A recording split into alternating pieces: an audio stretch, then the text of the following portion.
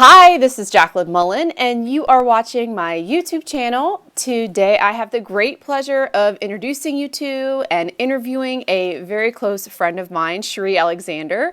She also happens to be a fellow female entrepreneur out here in Los Angeles, and Shari is an expert on the topic of influence. More specifically, observing, connecting, and influencing. So, we're going to jump into that. Shari, I know your schedule is super busy right now. You're creating a course which is launching May 21st. So thank you so much for making yourself available today for this interview. Oh, anytime. Always fun talking with you. Yes, I totally agree. And, if you've watched any of my other YouTube channels, you know that I will reference myself as an artistpreneur. And Shari has a really, really interesting background, and I consider her an artistpreneur as well. So, Shari, for those people who may be seeing you for the first time, hearing your name for the first time, tell us how you became this influence expert. How did you get your start? Yeah, so the artist background is that I was an actress for a majority of my life. Since the age of 14, I had decided that this is what I was going to do. I was wanting to be a stage actress, go out to London and New York, and that was my major in college. It's the only thing I knew to do. It's the only thing I was trained to do. It was the only thing on my resume. And after going to London and after going to New York, it was in New York where I realized I don't want to do this. Mm. I love the acting side and I love the performing side, but it was the life of the actor that just wasn't a fit for me. Personally, I just wanted more control over my own destiny. And so, being only trained to act, I had to convince corporate America to hire me. And from that point on, I just realized that there was this skill set that I didn't realize that I had gained from all this acting training.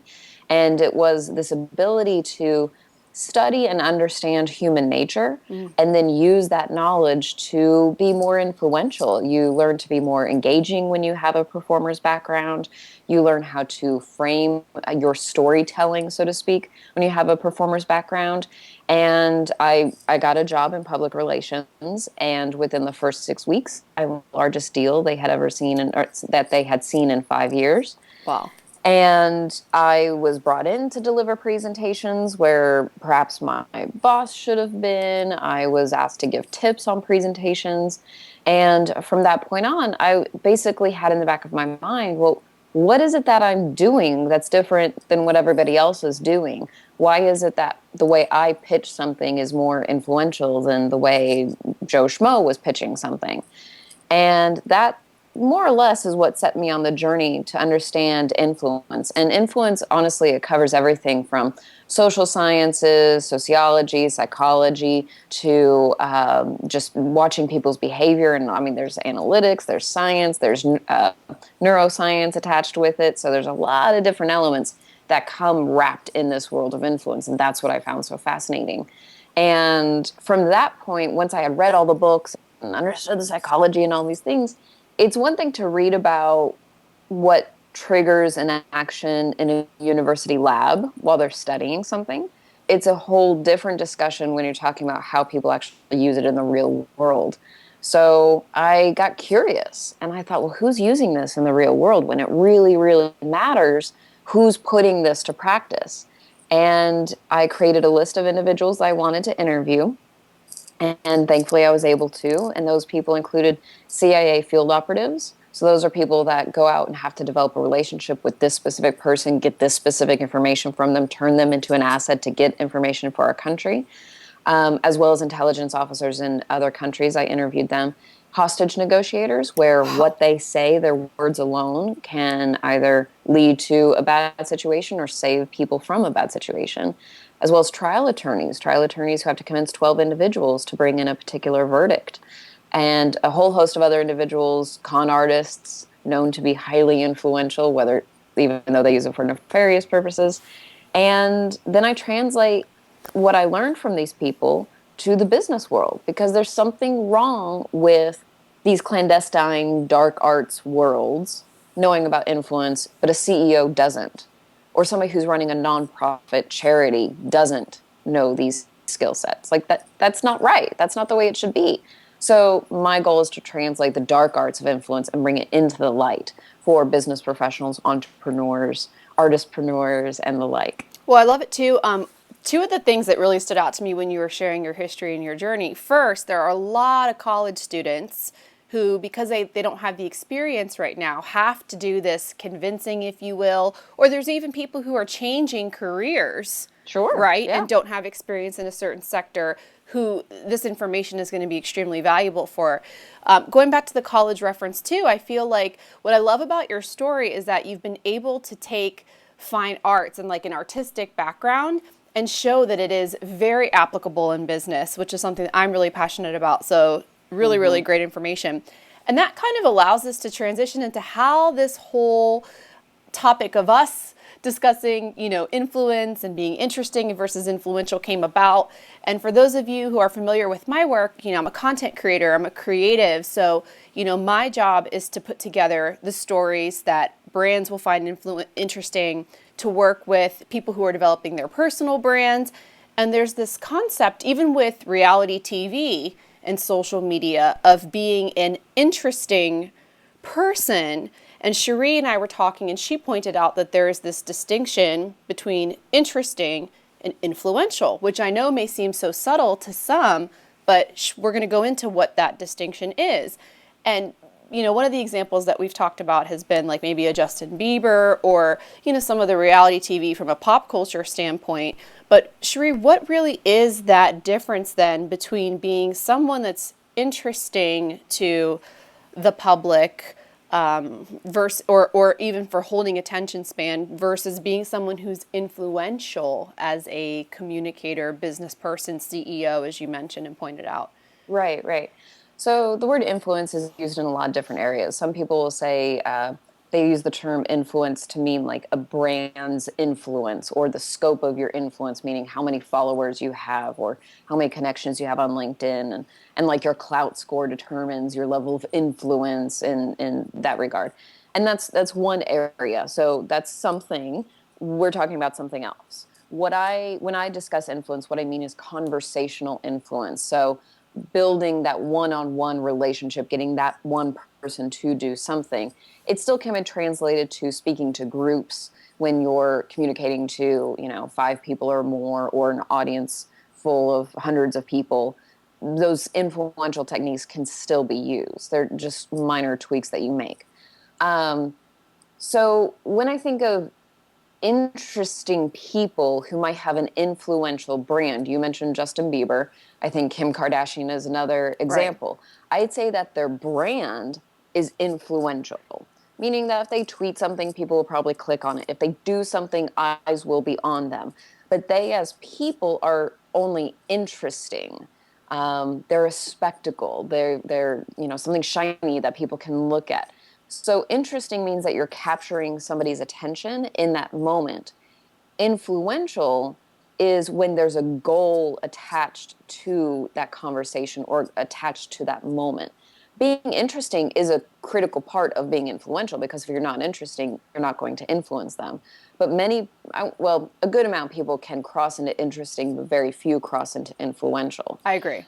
It's the difference of if you think about like if Justin Bieber, aside with all his legal problems, if he were to tweet something, then it might get retweeted a lot. But if you put that man slash boy on a platform to speak and deliver a speech about a cause, or if you wanted him in front of a congressional committee to bring awareness to a cause, I would argue that he wouldn't be very influential because I don't think he has the communication capacity to be at this moment. He might grow into it, who knows? Well, But though capacity. that's the difference. Is interesting means you're capturing their attention. Influential means there's a result coming out of you having their attention. I love it. Capacity. I think this is why your course is so important because these are things that we can certainly learn, right? Oh yeah, And yeah. Oh practice yes, it's in due definitely time. learned capability. Some people are what you might consider naturals. Like I interviewed an undercover DEA agent. She was the first narcotics undercover DEA agent in the state, and I would say she was a natural because she grew up, as well as many of the people I interviewed, grew up in a very hostile area, just a bad part of town, a low income family. And you have to be skilled at navigating your way through that culture. And so she probably learned many of those lessons as well as other people because of where she grew up, where other people who grew up in different situations perhaps didn't have to develop that influential communication skill set because for whatever reasons, their parents were powerful people, they had tons of money, so they could just get people to do something and pay for those services. Who knows? But it definitely is something that people can improve upon. In fact, one of the core tenets that I teach in all of my speeches and my training programs and the course is the idea of constant improvement. There is really no finish line when it comes to this because there's always one more thing you can learn or one new technique that you could add to it or one new personality type that you hadn't encountered before. And so you have to maneuver your way through to figure out the best influential strategy for that person. So it's constant improvement, which quite frankly, I think is what makes it more fun. Absolutely. And it is fascinating, like you said, because of all of the different topics and sectors it covers. So, speaking of learning, okay, for people who are going to be watching this video, let's say they want to give themselves an audit to see, Mm, to enhance or improve their influential communication. And I will go as far as to say that this is verbal, but because we're doing so much written communication as well, particularly email, that what you teach is also very relative to the email and written communication in that regard as well. But how can sure. we put ourselves through an audit to make sure that we are doing what we're supposed to be doing for that outcome or end goal? Right, right. So the name of my company and my brand is Observe, Connect, Influence.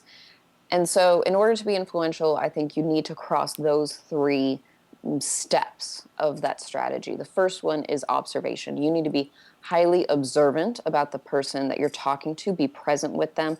What do they look like when they're talking? How does it sound when they're talking? What are they saying? All these things. And then you cross over into connection, so to making sure that you have the rapport with that person, build a connection, as well as connecting the dots from what you observed to build that influential strategy, which then obviously crosses over to influence, which is reaching that end goal. We're using the influential techniques that you learn in the course or things that I consider them to be closers. So it kind of closes the deal. If you just know these few little techniques, it really increases your chances of being influential. So when it comes to auditing, I think it's important to audit those three stages. The first one being observation. I'd say the easiest way to audit yourself is after you have a conversation with somebody, ask yourself, what did I learn about that person? What did I learn about their background? Could I tell about their personality type? What could I learn about, or what did I learn about what they value, what they find important? What did I learn about what puts them in a positive state? What did I learn about what puts them in a negative state? Just brain dump out everything that you learned from that conversation. And then when you look at the piece of paper or sheets of paper, then if you learned very little, then you're probably not that observant. Mm. You probably did most of the talking. You made it more about you rather than about them. If you learned a lot, great. Then you probably asked a lot of fantastic follow up questions. You asked who, when, where, what, how, and why, and you were engaged with that person. So that's one way to audit is what did I learn? The second for connection is it's a little difficult to go into it on our call today because there's a few nuances to this.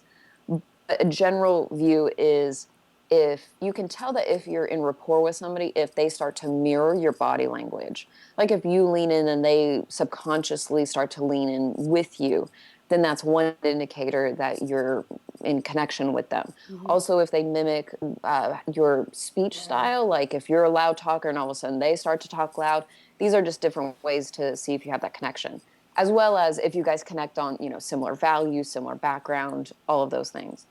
And then the influence that's the easiest to audit is because it basically boils down to did you get it or did you not? Did they commit to that thing or did they not? Did they sign the check or didn't they? Whatever your end goal is. So those three stages are the most important to audit. I highly, highly recommend people get very skilled in the observation side because it is truly the foundation of everything, becoming a real Sherlock Holmes, a conversational Sherlock Holmes. Well, and this can be said, this can be applied most certainly in the digital arena, right? Because now we have customers who are talking, you have employees who are talking, you've got so many conversations going on that you really can data mine Oh, what's yeah. being shared and Yeah. learn a lot. The other reason why I love how it's kind of broken down into like three phases is that, especially when I was younger and we were in a different day and age as far as doing business, it always felt like people, especially people who were maybe sales driven or numbers driven and had pressure on them to meet a quota, wanted to skip the observing, wanted to get straight to the connecting, and wanted to do the influencing. Right. And I would say some people still might forget to observe and connect and just get straight to the influence. So I love that. Yeah. Yeah, it's kind of like I mean, I'm sure you've heard this phrase before, but sell them what they want, give them what they need. So when I talk about influence, it's usually the thing that people want. People want to be influential. They love the idea of influencing people to reach a certain outcome. And I love teaching that. That lesson does not stand by itself. The real lesson is it comes from the observation side.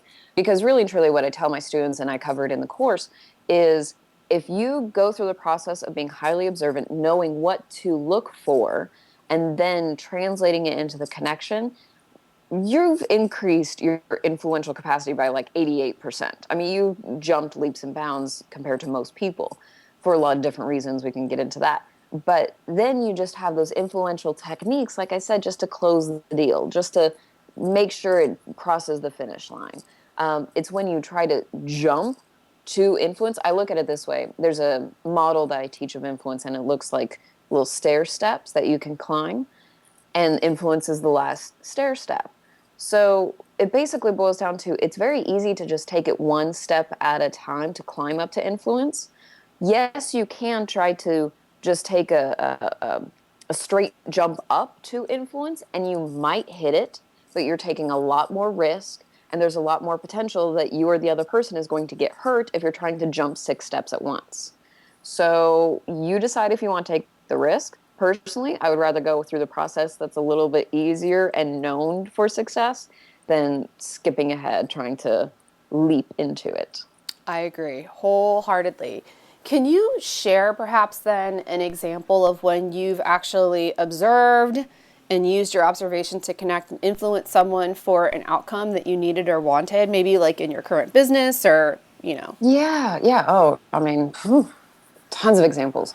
Um, One, obviously, sales and influence seem to go easily hand in hand. You have a clear objective, which most people don't. So that's step one: is know your objective.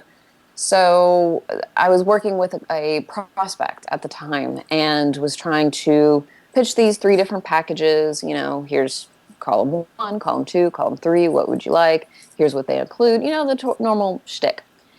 And he was engaged. He wasn't overly excited about anything, not that I observed. And I was kind of waiting, trying to see what was going to land with him. And the word that kept coming up, it was a keyword, and I teach how to identify keywords. But the word that kept coming up with him that definitely was a keyword was impact. Mm. He kept saying something along the lines of, I just want whatever's going to make the most impact. I want to impact the most people I can. I want to be impactful, just impact, impact. Now keep in mind, in none of my marketing materials, in none of the packages had I written the word impact because I think people use it incorrectly pretty often. And so it wasn't in the materials at all. But once I observed the fact that this is a trigger word for him and the idea of what impact meant, it meant quantity of people, it meant developing a base of advocates for him. It meant having a little bit of that prestige, leaving a footprint. These are all the things that were tied to the word impact. And so then from that point on, I was flexible in my pitch and started talking about impact and leaving a footprint, being impactful and all that. So I incorporated it into my speech. And then once I kept saying that, subconsciously, I don't think he was aware of it, but anytime I said the word impact, he went, yeah, Wow. and leaned in more. So he was engaged by that because that was a trigger word for him. And then bringing it into the digital space, which I know you talk about a lot, in my follow-up email to him, I talked about, I think that this option is going to be the most impactful, all of those things. I think I even went into the sales materials and even changed a few words to add the word impact. And he became a client, and I think he was very impactful by the end of it.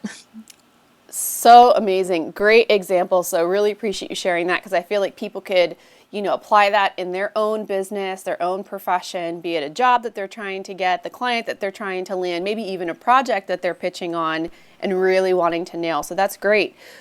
Let's talk about the course because it starts May 21st, and we've kind of covered some of the things that you're going to talk about in the course, but I mean, I think it's so important for people, if they haven't gotten this type of training up to this point, to really consider, learning from an expert in this field, let alone someone who, like you said, has interviewed all these amazing experts. So, what's going to be covered in the course? Yeah, so obviously it's those three main sections, and each of those main sections of observe, connect, influence are broken down into its components. So on the observation side, we talk about what you can see in somebody's body language, significant shifts to look for in the middle of the conversation, as well as the auditory things that you can observe, the specific word choice that they choose, and which categories to look for, and what that tells you about developing your influential path, as well as observing their personality types. I teach you how to profile people, and then that gives you a very clear roadmap as to how to influence them. The connection side, we talk about how to create rapport with somebody, both using pretty obvious techniques and then some covert techniques.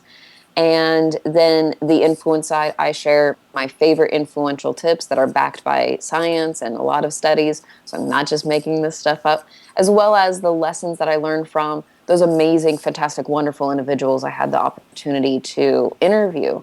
And this isn't like an automated thing. You actually get me. Like, I am on the calls with you. So for 6 weeks, we hop on a call on Wednesday mornings, and I teach a little bit of a lesson. People ask questions. I do spot coaching in the middle of the call so you can see what that's like. Also, if you sign up soon before the special deal ends, you get a one-on-one hour-long consultation with me. So you get your own private session. And there's also 6 videos that you get. So once a week, you get a new training video. It's actually 8 videos. I decided to throw in 2 bonuses because I just can't help myself. And then there's a 100-page manual as well as some bonus worksheets. And one thing that people have found really beneficial in the past is I teach you how to observe all these things, but then convert it into your CRM system. So if you're using Outlook or Salesforce, I teach you, like, here's the fields you need to have. So that way, all of this information is available to you and your sales team. So if you lose contact with a prospect for a year, you still know how to influence them right in your system. So it's bringing it online and offline and all those ways to keep track of all this information. And I just have had rave reviews in the past. It's honestly one of my favorite things to do. I love working with the students. It's a joy. It is a pure joy. Perfect. Well, there will be a link for everybody below for you to sign up for Shari's course. Obviously she shared a lot with us today. One last question for you on the whole topic of, influence. Who have been 2 to 3 influential people in your life, and why have they had an impact or influence on you? Yeah, I mean, obviously, my parents. You can't not mention the parental folk. But I'd say professionally as well as personally, I have a mentor. His name is Jim Stovall, and he's by far just one of the most amazing, phenomenal people. He's a blind man who invented a television network, created a television network, Emmy Wow. award winning, and he's a motivational speaker as well, and also a dear friend of mine. His name is Joey Coleman. He is an expert in customer experience. So not customer service, but rather customer experience, the experience you give people while they do business with you and going above and beyond. And I'd say those 2 individuals, as well as many other people, have been positive influences in my life. They are positive, generous, open-minded, kind-hearted, and articulate individuals. So they're very skilled with their words, and they are good at crafting them, but it comes from a place of wanting to connect with people. And I think that's what I admire most about them. It's great. I cannot wait to check them out. I appreciate learning somebody new. And, we have a question for you. If you've watched this video, feel free to tweet Shari or myself with the person or people who have been influential in your lives. I think we can learn so much through observing other people and their approaches and their messages.